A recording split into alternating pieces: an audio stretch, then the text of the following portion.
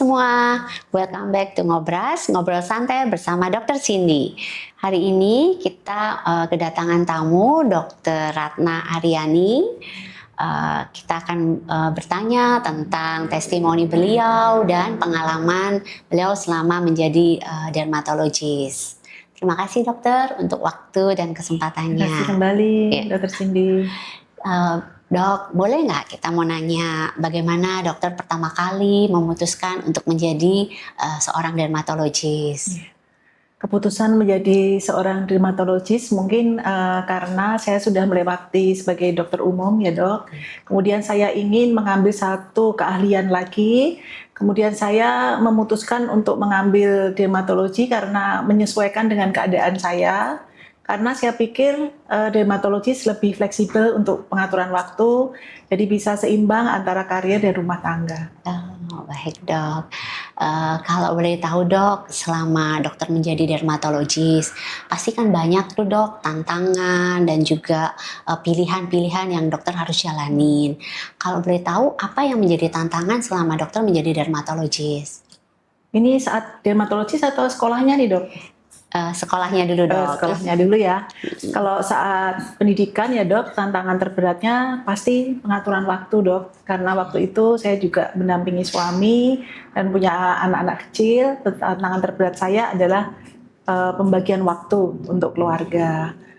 Sedangkan pada saat menjadi dermatologis, sudah menjadi dermatologis ya, menurut saya tantangan terberatnya ya itu juga sih dok, menurut saya membagikan waktu untuk keluarga supaya seimbang dok antara karir dan rumah tangga. Oke. Dokter Ratna kan mempunyai sebuah klinik dok. Dokter, kalau boleh tahu dok, kliniknya apa dan apa aja sih yang ditemui selama praktek di klinik? Betul dok, saya punya klinik yang ada dua dok, klinik utama RS Derma di Bogor dan klinik di Cantari, ada di Pontianak dan di Jakarta. Oke. Paling banyak nih dok kasus yang dokter lihat di saat ini nih di masa milenial, anak-anak itu apa sih, remaja itu kasusnya apa dok yang paling banyak? Untuk remaja yang terbanyak kemungkinan akne dok ya.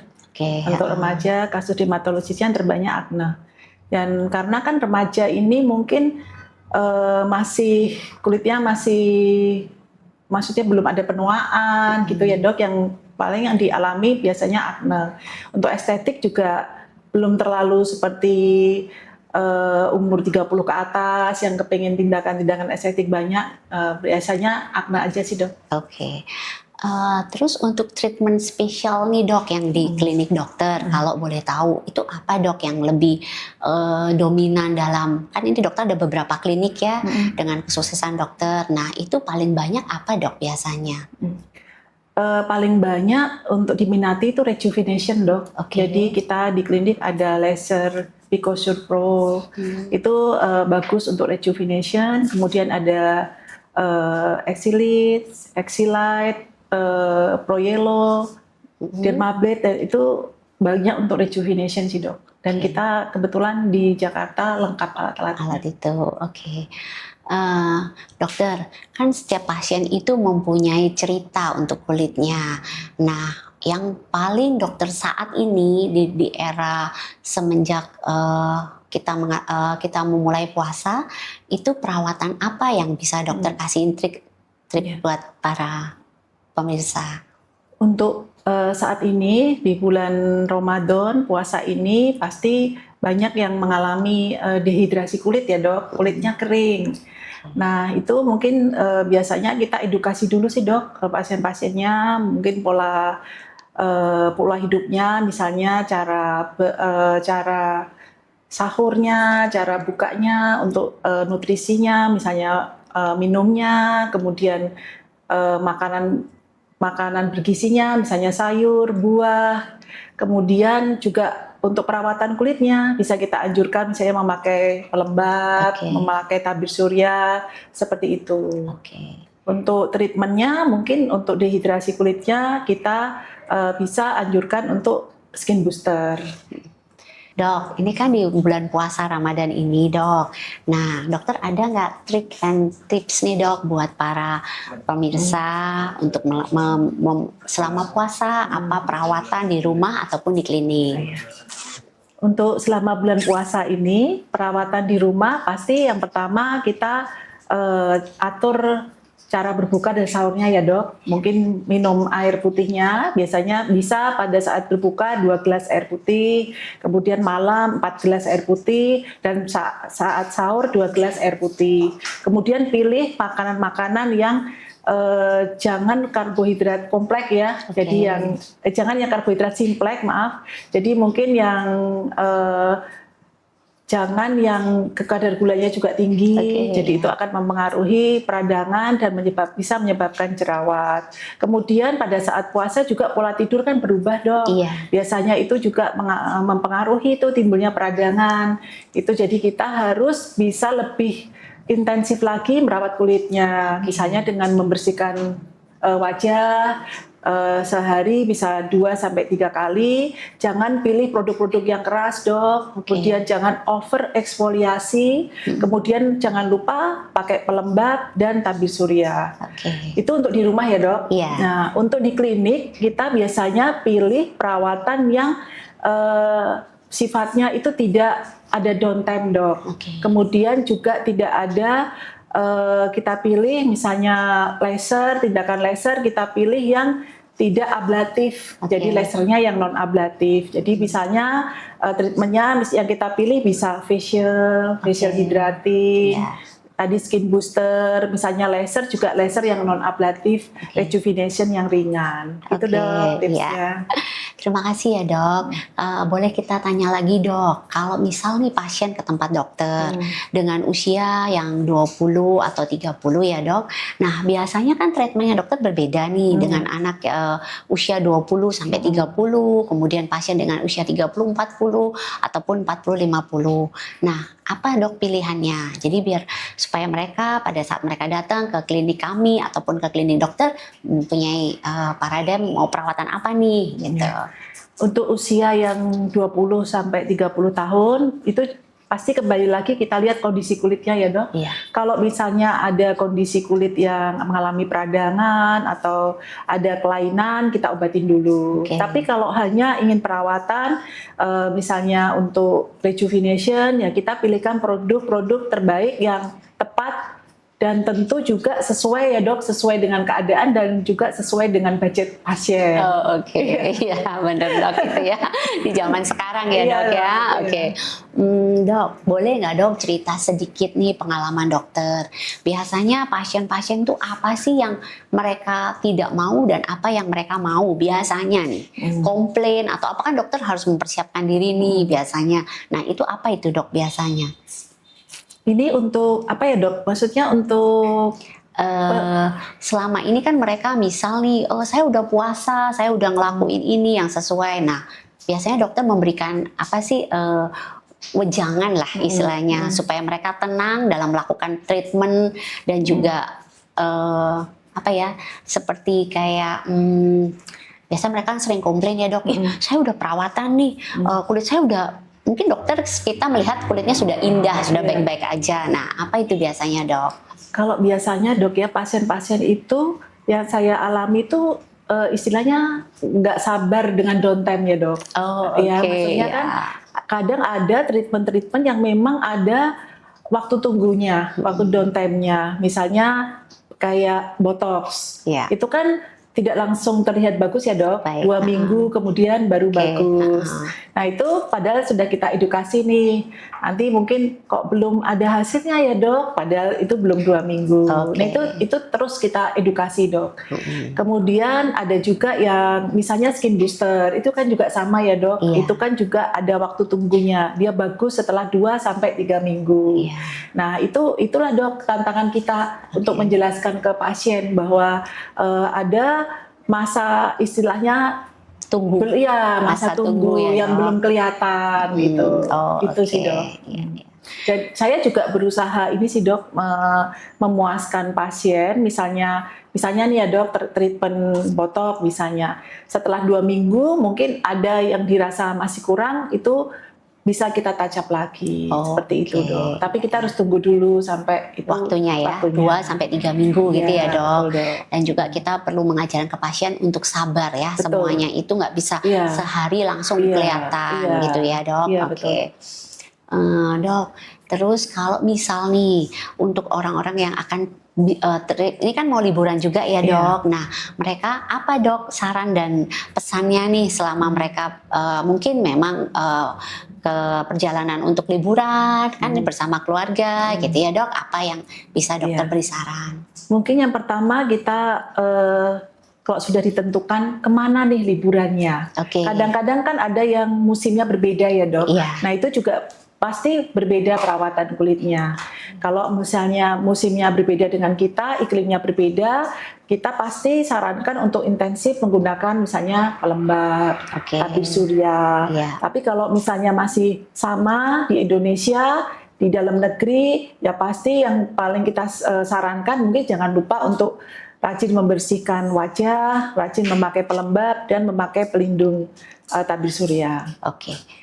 Dokter, kami mau menanyakan nih, kan dokter habis dermatologis nih ya, praktek udah bertahun-tahun. Kemudian kan dokter memutuskan untuk membuka klinik pribadi dan juga punya cabang di mana-mana.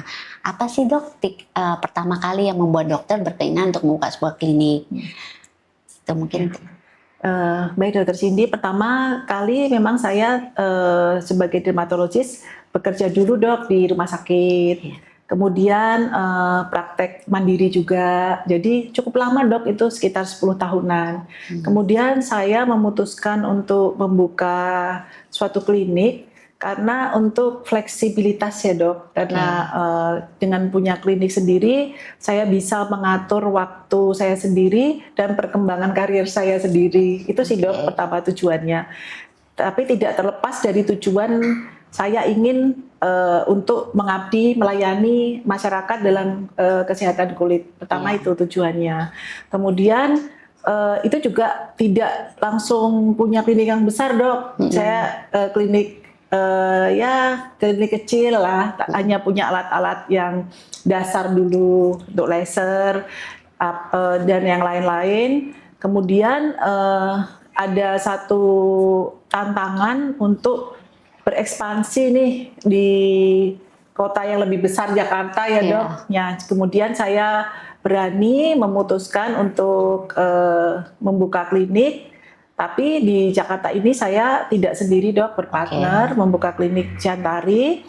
Dan itu memang tantangan besar karena kompleks sekali masalahnya. Jadi kita mulai dari SDM-nya dulu, kemudian perizinan, alat-alat, dan kemudian ya bisa sampai sekarang, survive sampai sekarang. Syukur ya dok ya. Tantangannya cukup lumayan juga ya dok. Terus dokter ini kan pertama kali menentukan buka klinik ini dengan jumlah dengan SDM segala macam dok. Itu kesabarannya berapa lama itu dok untuk bisa mengatur SDM kita, kan lumayan juga ya dok. Iya dok. Gitu ya. Tantangan terbesar suatu klinik memang di SDM-nya dok. Baik itu dokternya, perawatnya, kemudian tenaga-tenaga medis lainnya, apoteker dan sebagainya, itu mungkin sekitar setahunan ya dok, kita bisa membangun itu supaya menjadi tim yang solid dan kuat. Ya dok. Dokter Ratna kan owner dari klinik Jantari. Nah, boleh nggak dok sharing apa sih kekhususan dari klinik Jantari ini dibandingkan dengan klinik-klinik lainnya? Jadi memang saya salah satu owner dari klinik The Jantari. Klinik The Jantari ini mungkin yang membedakan dengan klinik-klinik yang lainnya, dia tidak hanya untuk klinik estetik saja dok. Jadi di Jantari ini kita fokusnya ke dermatologi, slimming dan estetik. Jadi ada dokter kulit, dokter gizi, dan dokter estetik. Itu sih dok. Jadi kita banyak sekali melayani pasien-pasien penyakit kulit dan kelamin di klinik kami. Jadi Jantari ini dermatologis ya dok, ownernya dermatologis dan juga timnya dokter adalah dermatologis juga. Dimana pelayanannya di Jantari ini adalah semua penyakit kulit juga dan juga estetik ya dok, dan ahli gizi untuk slimmingnya. Mungkin itu ya dok.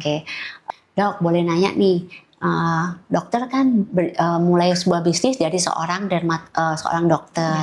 Nah, dokter, perbedaan apa sih ya dok yang bisa dokter sampaikan antara seorang dokter yang membuka sebuah klinik dan juga seorang klinik yang dimulai dari non-dokter? Ya, mungkin saya cerita sedikit ya dok. Oke. Kalau seorang dokter perlu nggak sih punya jiwa entrepreneur, wirausaha? Nah, menurut saya itu mungkin perlu ya dok. Jiwa entrepreneurnya itu mungkin ada di mindset atau semangatnya. Oke. Jadi untuk seorang dokter menjadi seorang entrepreneur atau wirausaha, satu, dia pasti bisa mandiri. Oke. Mandiri, dia bisa berdiri sendiri, menyelesaikan masalah sendiri, bisa mengambil solusi, tidak menyalahkan keadaan. Kemudian seorang dokter yang entrepreneur pasti dia kreatif, penuh inisiatif. Kemudian dia juga punya semangat atau keberanian, tapi keberaniannya terukur, tidak nekat. Etika ya, Iya. Oke. Kemudian seorang dokter yang entrepreneur, dia bisa meningkatkan penghasilan, baik untuk dirinya sendiri ataupun orang lain yang ikut di dalam Usaha itu. usahanya. Kemudian dokter yang punya jiwa entrepreneur, berarti dia juga bersifat adaptif, dok. Dia bisa bertahan dalam keadaan sulit. Itu pentingnya ya, dok. Kemudian perbedaannya, apa sih suatu klinik yang dibangun oleh seorang dokter atau yang murni bisnis? Kalau menurut saya itu, jika seorang dokter yang membangun suatu klinik menjadi sebuah bisnis ya, jiwa entrepreneur itu, dia pasti akan menjunjung tinggi etika kedokteran. Oke. Jadi itu yang dia pegang. Jadi semua landasannya pasti dengan menjunjung tinggi etika kedokteran. Jadi dia tidak overclaim, dia pasti akan transparan terhadap pasiennya. Jadi tidak hanya mementingkan keuntungan. Itu Dokter Cindy. Oke, ya.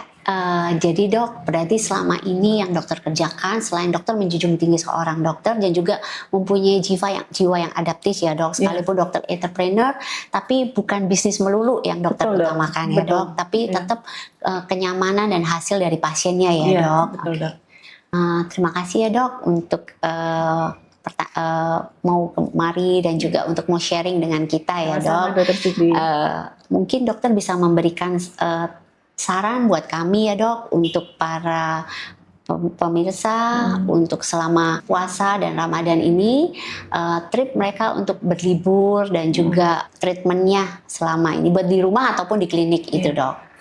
Untuk perawatan kulit selama bulan puasa dan untuk mungkin menjelang liburan, kita pasti yang pertama harus kita bangun itu adalah makanan ya dok, makanan kita, minuman, makanan bergizi, kita harus memilih makanan yang kita konsumsi, baik itu sayuran, banyak sayur, buah, dan minum air putih. Kemudian untuk perawatan kulitnya kita harus rajin untuk mencuci wajah kita, menggunakan pelembab, dan memakai tabir surya. Itu tips dan triknya kalau mau liburan. Oke. Makasih ya dok untuk semuanya. Jadi kesimpulan dari obras hari ini itu adalah selain kita melayani untuk pasien dan juga kita juga mempunyai etika dalam berbisnis dan juga di sini ada trik dan tip untuk kulit selama bulan puasa. Semoga ini semua bermanfaat ya. Untuk ngobras episode berikutnya, kalian ingin aku bahas tentang apa? Tulis di komen berikut ya. See you.